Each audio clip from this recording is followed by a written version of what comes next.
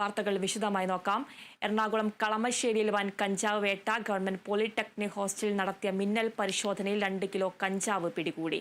പോലീസും dance of സംഘവും നടത്തിയ പരിശോധനയിലാണ് ആൺകുട്ടികളുടെ ഹോസ്റ്റലിൽ നിന്നും കഞ്ചാവ് പിടികൂടിയത്. വിവരങ്ങളുമായി സാനു കെ സജീവ് ചേരുന്നുണ്ട്.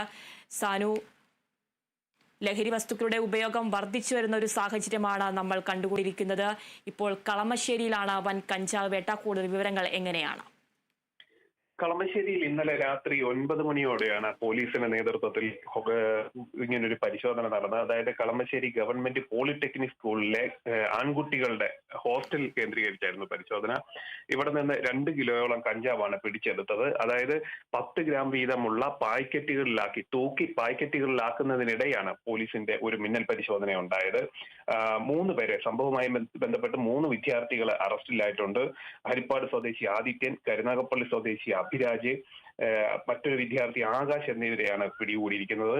ആകാശിന്റെ മുറിയിൽ നിന്നും 9 കിലോയോളം 1.9 കിലോയോളം കഞ്ചാവും ബാക്കിയുള്ളവരുടെ കയ്യിൽ നിന്നും 9 ഗ്രാം കഞ്ചാവുമാണ് പിടികൂടിയത്.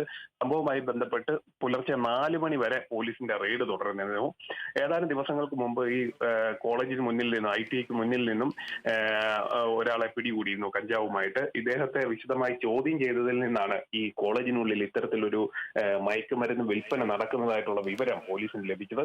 തുടർന്നാണ് ഇന്നലെ വൈകിട്ട് ഒരു മിന്നൽ പരിശോധന നടത്തിയത്. കേരള ചരിത്രത്തിൽ ആദ്യമായിട്ടാണ് ഒരു കോളേജിന്റെ ഹോസ്റ്റലിൽ നിന്ന് ഇത്രയധികം മയക്കുമരുന്ന് പിടികൂടുന്ന സംഭവം ഉണ്ടായിരിക്കുന്നത്. ഏകദേശം 2 കിലോയോളം കഞ്ചാവാണ് പിടികൂടിയിരിക്കുന്നത്. ആതിര, സാനു, ഈ ഹോസ്റ്റലിൽ എത്ര കുട്ടികളാണ് ഉണ്ടായിരുന്നത്? അതുപോലെ തന്നെ ഇപ്പോൾ 3 കുട്ടികളാണ് അറസ്റ്റിലായിരിക്കുന്നത്.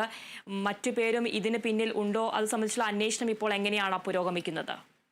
തീർച്ചയായിട്ടും പോലീസ് പറയുന്ന വിവരം എന്ന് പറഞ്ഞു കഴിഞ്ഞാൽ ഈ കഞ്ചാവ് 10 ഗ്രാം വീതമുള്ള പായ്ക്കറ്റുകളാക്കി പുറത്തല്ല വിൽപ്പന നടത്തിയിട്ടുള്ളത്, കോളേജിനുള്ളിൽ തന്നെയാണ് വിൽപ്പന നടത്തിയിട്ടുള്ളതെന്ന് അതിനുവേണ്ടി തയ്യാറാക്കുന്നതിനിടെയാണ് ഈ പരിശോധന നടന്നതെന്നുമാണ് പോലീസ് പറയുന്നത്.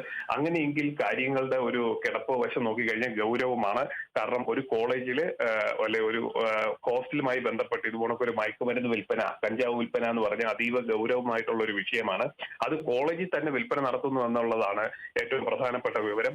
ഇവരുടെ കയ്യിൽ നിന്ന് ആരൊക്കെയാണ് കഞ്ചാവ് വാങ്ങിയിരിക്കുന്നത്, ഇത് പുറത്തേക്ക് കൊടുത്തിരുന്നോ, സ്ഥിരമായിട്ട് ഇത്തരം വിൽപ്പന നടത്തിയിരുന്നോ എന്നതടക്കമുള്ള കാര്യങ്ങളിലേക്ക് പോലീസിന്റെ അന്വേഷണം പോകുമെന്നുള്ള കാര്യത്തിൽ സംശയമില്ല. അതായത് 2 കിലോ കഞ്ചാവ് ഒരു കോളേജിലേക്ക് മാത്രം വിൽപ്പന നടത്തുന്നു എന്ന് നമ്മൾ കേട്ട് കഴിഞ്ഞാൽ അത് എത്രത്തോളം ആൾക്കാർ അത് വാങ്ങി ഉപയോഗിക്കുന്നുണ്ട് എന്നുള്ള കാര്യം നമ്മൾ മനസ്സിലാക്കേണ്ടതാണ്. അങ്ങനെയെങ്കിൽ ഇതിന്റെ അന്വേഷണം വലിയ രീതിയിലേക്ക് മുന്നോട്ട് പോകേണ്ട ഒരു സാഹചര്യമുണ്ട്. അതായത് എക്സൈസും നിലവിൽ ഇതിൽ അന്വേഷണം ആരംഭിച്ചിട്ടുണ്ട്. നിലവിൽ കളമശ്ശേരി പോലീസാണ് ഇതുമായി ബന്ധപ്പെട്ടിട്ടുള്ള അന്വേഷണം നടത്തുന്നത്. ഇന്നലെ രാത്രി 9 മണിക്ക് ആരംഭിച്ച റെയ്ഡ് പുലർച്ചെ 4 മണി വരെ നീണ്ടിരുന്നു. 3 വിദ്യാർത്ഥികളെയാണ് അറസ്റ്റ് ചെയ്തത്. പോലീസിന്റെ പരിശോധന കണ്ട് 3 വിദ്യാർത്ഥികൾ ഓടി രക്ഷപ്പെടുകയും ചെയ്തു. ഇവരെ കണ്ടെത്തുന്നതിന് വേണ്ടിയുള്ള അന്വേഷണം ആരംഭിച്ചിട്ടുണ്ട്. എന്തായാലും തുടർ പരിശോധനകൾ ഉണ്ടാകുമെന്നും മറ്റ് കോളേജുകൾ കേന്ദ്രീകരിച്ചും പരിശോധന ഉണ്ടാകുമെന്ന് അറിയിച്ചിട്ടുണ്ട്. ഏതാനും അരമണിക്കൂറോളം മുൻപേ DCC പ്രസിഡന്റ് ഷിയാസ് മഹാരാജാസ് കോളേജിൽ ഇത്തരത്തിലൊരു പരിശോധന നടത്തണമെന്നൊരു ആവശ്യമായി രംഗത്ത് വന്നിട്ടുണ്ട്. ആയുധങ്ങളടക്കം മഹാരാജാസ് കോളേജിന്റെ ഹോസ്റ്റലിൽ നിന്ന് ആയുധങ്ങളടക്കം എടുത്ത സാഹചര്യം ഉണ്ടായിരുന്നു. ഇതിന്റെ പശ്ചാത്തലത്തിൽ മഹാരാജാസ് കോളേജിലേക്കും പോലീസിന്റെ പരിശോധന ഉണ്ടാവണമെന്ന് ആവശ്യപ്പെട്ടിട്ടുണ്ട്.